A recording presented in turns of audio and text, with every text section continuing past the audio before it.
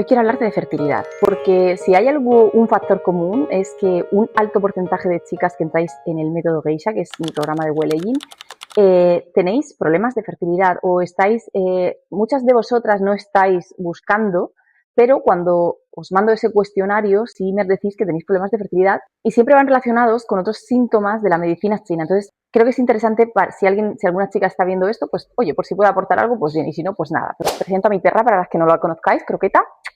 Para la medicina china, pues todo esto no empieza en el momento en el que tú empiezas a buscar embarazo, a ver qué tal estás en ese momento y todo eso. Empieza mucho antes, empieza en el terreno. Y cuando entiendes el terreno, puedes entender por qué puede haber dos mujeres que tengan, no sé, síntomas parecidos, que la analítica a lo mejor esté bien las cosas, y sin embargo no estén consiguiendo quedarse embarazadas y que sea por motivos totalmente distintos entre sí. A mí me fascina la medicina china, ya lo sabéis. Hace más de 2000, 3000 años no existían ni las ecografías, ni el estudio de las hormonas, ni las analíticas, ni nada de esto. Pero es curioso porque a pesar de eso consiguieron describir de alguna manera problemas dentro del tema este de la fertilidad que hoy en día se han visto desde la ciencia, lo que pasa que con otras palabras. Obviamente no hablaban de FSH, de AMH, no hablaban de progesterona, de estrógenos, nada de eso, pero sí que entendían el terreno de la mujer, el terreno interno. Digamos que uno de los enfoques fundamentales, como siempre, es la pregunta, ¿no? La pregunta que nos hacemos. Nosotros actualmente la pregunta es, oye, ¿puedes quedarte embarazada? ¿Eres fértil? O sea, es como así, ¿no? Pum. Y la medicina china es más, ¿está tu terreno preparado para sostener una vida? Pero cuando tú lo piensas así, es que a mí hasta me hace daño. Yo no sé vosotras, pero a mí hasta me hace daño eso de no eres fértil o no puedes quedarte embarazada o algo así. Es como, what the fuck. Pero si lo miras desde este lado, creo que es más amable hacia la mujer y, bueno, esta es una opinión totalmente personal, pero así lo siento yo, ¿no? Siento que parece que eximes, o sea, es que parece que hay una culpa o un defecto o una tara o algo así, ¿no?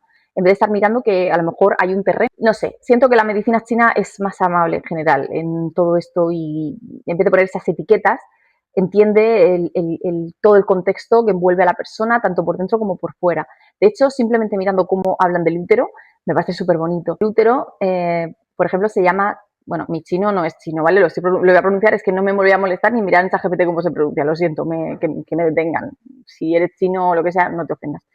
Se escribe, bueno, se pronuncia en chino murciano, Zi Bao. Zi significa hijo y Bao significa envoltorio, es decir, el envoltorio que recubre al hijo. Yo chino no sé, pero el concepto te lo voy a dar bien, ¿vale?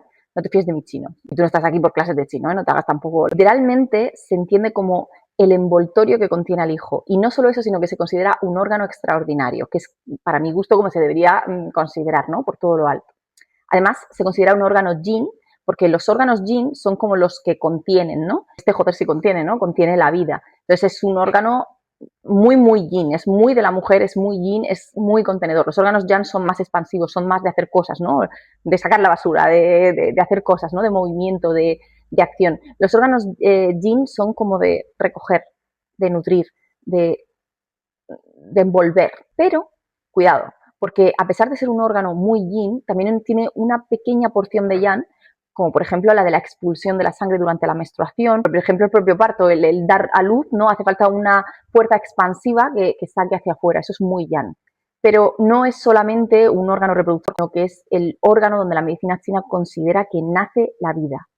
Y por eso existe una conexión en la medicina china súper bonita entre el corazón, los riñones y el útero. Esta conexión es a través de lo que en la medicina china se conoce como Bao Mai y Bao Luo. Por supuesto, el chino, de nuevo, no me vais a perdonar. Pero quédate con el concepto. Lo que yo te estoy intentando decir es que para la medicina china no puede haber solo fertilidad porque los ovarios funcionen, sino que hay otros órganos que están involucrados. Es decir, desde la medicina china hace falta que exista una conexión entre la energía del riñón, la sangre del corazón y el útero.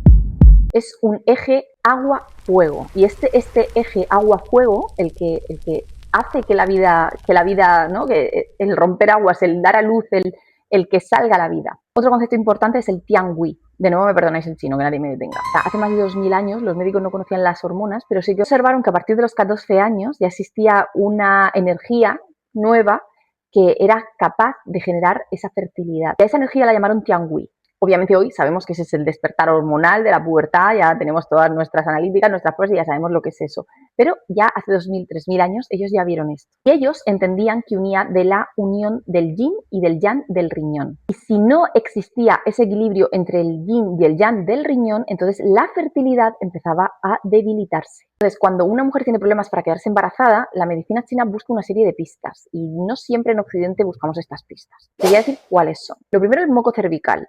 Esto puede parecer un detalle, qué tontería. O sea, estoy convencida de que el 90% de las mujeres que está viéndome no ha mirado su moco cervical y no sabe, no le ha dado importancia.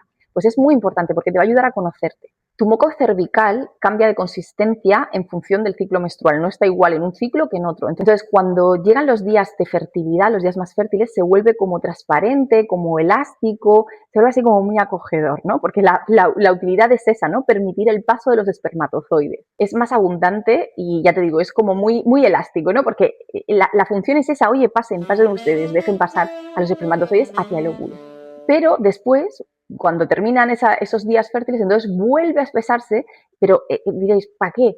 ¿Para qué hace esto? Pues para protegerte, precisamente lo hace para protegerte de posibles infecciones, para que esté ahí la barrera cerrada, cierran ya las puertecitas. Entonces, esto que parece un detalle muy sutil, en medicina china tiene un importante valor diagnóstico. ¿Por qué nos puede servir como una especie de diagnóstico? Si ese moco casi no existe, es decir, si es un moco que no llega a ser nunca elástico, no llega a ser nunca abundante, no llega a ser transparente, sino que es una cosa que tú no ves que no está abriendo las compuertas y que no está haciendo el paso, pues esto nos está indicando algo, nos está indicando que puede existir una deficiencia en la esencia de riñón, ya sea de yin o sea de yang. Esto, como te digo, es una pista del terreno, pero estoy convencida de que muchas mujeres de las que me están viendo ahora mismo nunca se lo habían planteado y no saben observarlo. Yo te propongo que si estás viendo esto, a partir de ahora lo observes, a ver qué tal. Otra pista que puedes ver para tema de fertilidad es el tema de la temperatura basal. O sea, esto es medirse la temperatura, ¿vale? Está ahí bien, pero cuidado, porque tienes que hacerlo justo al levantarte, o sea, antes de levantarte de la cama, justo al despertarte. Es importante que sea un termómetro que tenga 2 decimales, porque buscamos una cosa muy precisa. Los cambios van a ser muy pequeños, ¿vale? Así que antes de levantarte de la cama, te pones el termómetro. Un termómetro, 2 decimales, no te olvides. ¿Por qué? Porque después de la ovulación debería haber un incremento muy pequeñito que con un termómetro normal es posible que no lo pilles, pero con este de 2 decimales sí. Debería haber una subida muy pequeñita de unos pequeños decimales. ¿Por qué? Por la progesterona, porque aumenta la progesterona y por lo tanto aumenta la temperatura. Dirás, vale, esto es un poco ciencia porque has nombrado la progesterona, sí. Tranquila, no te preocupes que ahora te meto la medicina china. Si esta subida no aparece, la medicina china sacaría 2 conclusiones principalmente. Una, que existe una insuficiencia de yang y por lo tanto no se produce ese calor que es necesario, ese fueguito.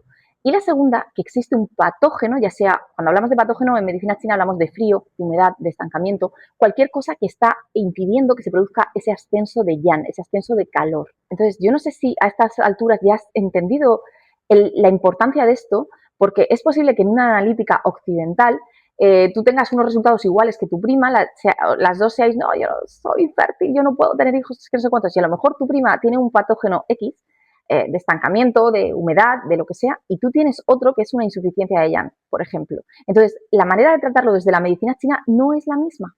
La estrategia del tratamiento desde la medicina china tendría que ser distinta. Otra cosa importante es que hay que entender que no todas las fases del ciclo menstrual tienen las mismas necesidades. Desde la medicina china lo sabían. Durante la menstruación lo importante es no poner trabas e intentar que la sangre circule correctamente, porque lo que nosotros estamos haciendo es expulsar esa sangre. Entonces, no ponerle trabas a eso. Después del periodo comienza a construirse el yin. Entonces, esta es otra fase distinta. Es la fase donde madura el folículo y donde empieza a prepararse para la ovulación. Después de la ovulación comienza otra vez a subir el yang. Es justo antes de la menstruación es cuando aparecen pues muchos de esos síntomas premenstruales que normalmente tenemos, ¿no? De todas esas cosas locas que nos pasan a las mujeres antes de la menstruación. Por eso desde la medicina china, con estos temas de fertilidad, no se trata igual a las mujeres dependiendo, o sea, hay que tener cuidado y ver el momento del ciclo en el que está, ¿no? Porque cada fase tiene una necesidad fisiológica distinta. Desde la perspectiva de la medicina china, lo primero que intenta averiguar no es si tú ovulas, ni siquiera te mira el útero primero. Lo primero que va a mirar la medicina china es el terreno, es ver si tú tienes un terreno que está preparado para ese envoltorio, para contener al hijo. Si tuviera que simplificar mucho, normalmente los problemas, ¿no?, que impiden que exista esa fertilidad es o porque sobra algo o porque falta algo. Desde la medicina china estoy hablando, ¿vale? Es decir, cuando digo sobra algo, me refiero a un patógeno desde la medicina china. puede ser humedad, puede ser frío, puede ser flema, puede ser un estancamiento de sangre. O falta algo, es decir, existe una deficiencia, normalmente puede ser una deficiencia de yin o de yang de riñón. Entonces hace que el organismo no tenga los recursos suficientes para sostener ese embarazo, para poder contener esa vida. Por eso desde la medicina china no sería simplemente pues nutrir, ¿no? Aquí nosotros somos ácido fólico, no sé qué, no sé cuántos. Desde la medicina china primero hay que despejar, ¿no? Primero hay que quitar, dejan salir antes de entrar. Entonces primero hay que quitar esos patógenos en el caso de lo que los hubiera. Es decir, primero hay que retirar aquello que está bloqueando ese terreno, después fortalecerlo. Y luego, una de las cosas de los conceptos de medicina china, además que lo veo muchísimo en consulta, es el frío del útero. Cuando hablamos de frío de útero, no solamente es que la mujer tenga las manos frías o una cosa así, sino que hablamos de un tejido que no está siendo regado correctamente, ¿no? Que no está habiendo suficiente sangre llegando a ese tejido. Hay una vasoconstricción, con lo cual hay menos llegada de sangre. Y esto, obviamente, esto favorece el estancamiento. Esas mujeres normalmente suelen tener síntomas típicos de estancamiento de sangre en la medicina china. Reglas que son muy, muy dolorosas, casi como con espasmos o pinchazos. Coágulos de sangre, por ejemplo, esto es muy típico de ese estancamiento de sangre, reglas con muchos coágulos, o incluso que mejoran cuando se pone una bolsita de agua calentita. Eso nos está indicando que puede haber un estancamiento de sangre. Ese dolor que mejora con la aplicación de calor. Eso siempre preguntamos, este dolor, o sea, cuando estás con la regla, si te pones mejora con dolor, tal, porque es un dato muy importante para nosotros en medicina china, porque al final el calor, ¿qué hace? Produce una vasodilatación, entonces favorece esa circulación. Y el calor también relaja. Es lo que te digo, siempre o muchas veces, casi siempre, detrás de ese frío hay un estancamiento. El estancamiento sobre todo se ve con los coágulos de sangre. Pero también se puede sospechar, aparte de los coágulos, porque no siempre están, en manchas marrones antes o después de la regla, en dolor fijo, por ejemplo, en la lengua también se ve, y esto también varía según el ciclo de la menstruación. Es posible que una persona que tenga estancamiento de sangre con la regla suele tener las venas sublinguales debajo de la lengua más moradas y más dilatadas. Y muchas veces, en la mayoría de las veces, suelen ser historias de dolor menstrual de varios años. Rara vez es la típica persona que una vez en la vida le pasa y siente un dolor. No, suelen ser mujeres cuyas reglas son bastante dolorosas y con estos síntomas. Es lo que digo, el estancamiento rara vez aparece solo, o sea, suele venir acompañado de otra cosa, suele ser frío o también puede ser humedad incluso. Mujeres, por ejemplo, con tendencia a candidiasis de repetición, leucorreas abundantes, sensación de pesadez. Hay gente también, las típicas mujeres que están teniendo muchos problemas con el peso, que han sido, pues, que se les ha dicho que tiene sobrepeso. Que la humedad es un patógeno que dificulta mucho el terreno y sobre todo cuando se combina el frío y la humedad, dificulta muchísimo esa subida del yang, que es lo que nosotros necesitamos para esa fertilidad. Y normalmente, para daros una pista, lo que más se suele repetir son estas tres cosas cuando hay problemas de fertilidad. Esto no lo digo yo, esto han hecho textos y estudios desde la medicina china para analizar los patrones que más se repetían. Y los que más se repetían solían ser una insuficiencia de yang de riñón, estancamiento de sangre o frío de útero. En algunas series clínicas se vio que, por ejemplo, la deficiencia de yang de riñón aparecía aproximadamente en un 27% de los casos, o sea, casi un 30%. Pero es que el estancamiento de sangre es un 30% de los casos. O sea, los patrones más frecuentes suelen ser esos dos. Pero además, muchas veces no aparecen por separado porque tened en cuenta que el frío produce vasoconstricción. Entonces va a dificultar la circulación y va a terminar produciendo ese estancamiento de sangre. ¿Esto significa que todas las mujeres que tienen infertilidad tienen frío en el útero? Pues no, no significa eso y esto es precisamente el error, ¿no? Tratar a todas las mujeres de la misma manera, o sea, no eres fértil, no puedes tener hijos, pues tú la misma que la otra, venga, lo mismo tratamiento, pues no. No, porque las causas son distintas, hay que ver qué hace esa mujer, qué come esa mujer, qué vida lleva esa mujer, qué hábitos tiene esa mujer. Dos mujeres, como digo, dos mujeres con el mismo diagnóstico occidental pueden tener tratamientos completamente distintos o síndromes completamente distintos desde el enfoque desde la medicina china. Bueno, y eso es todo por hoy, solamente quería meteros una pinceladita pues para que si estás teniendo problemas de infertilidad, pues que pruebes estas dos cosas que te he dicho, ¿no? Lo del moco cervical y lo de la temperatura, para conocer un poquito más tu cuerpo. Bueno, hoy me he salido un poquito del tiesto y he hablado más de fertilidad, pero creo que va muy relacionado con el tema de estética también, porque al final muchos problemas de fertilidad, tanto si lo vemos desde Occidente como desde la medicina china, conllevan temas físicos, ¿no? Por ejemplo, una insuficiencia de sangre, todo eso nos va a afectar a la piel y nos va a afectar a un montón de cosas. Y desde la ciencia igual, ¿vale? Todos los problemas hormonales igual, caídas de pelo, muchas cosas, ¿no? Pueden afectar. Entonces, si te interesa todo el tema este de, pues, la estética, ¿no? Desde el punto de vista del enfoque de la medicina china y también teniendo en cuenta mi obsesión con las japonesas, pues te espero en el Método Geisha, que es mi programa de, bueno, pues para tener un físico estupendo, tengas la edad que tengas, pero desde el terreno. Trabajando primero el terreno interno, después con técnicas faciales de rejuvenecimiento japonés y por último con skincare japonés, pero siempre partiendo desde el terreno. Ah, y si no lo has hecho ya, suscríbete a mi lista de correo gratuita porque todos los días te voy a dar o un tip, un consejico así de belleza para que estés un poco más rica que el día anterior pero menos que mañana, o te voy a dar una patadica para que te espabiles porque estás a gilipollas. O en tercer lugar te puedo dar un entretenimiento para que te tomes con el café porque también estás a gilipollas y estás todo el rato haciendo scroll y eso no lo queremos, eso mata neuronas y hace cosas muy malas en el cerebro. Entonces, si quieres espabilar un poquito y sentir como que estás leyendo el periódico, La Opinión o algo de eso, pues te metes en el correo todos los días y me lees. Bueno, y ahora me voy a poner un poquito sentimental porque ahora te quiero hablar a ti que estás buscando en YouTube vídeos sobre fertilidad. Sé que puedes estar pasándolo bastante mal, no sé si llevas mucho tiempo buscando o no bueno, pues ese embarazo, pero yo te quiero mandar desde aquí mi fuerza y mi amor y te deseo de corazón que tengas un cibao, un envoltorio para gestar una vida preciosa.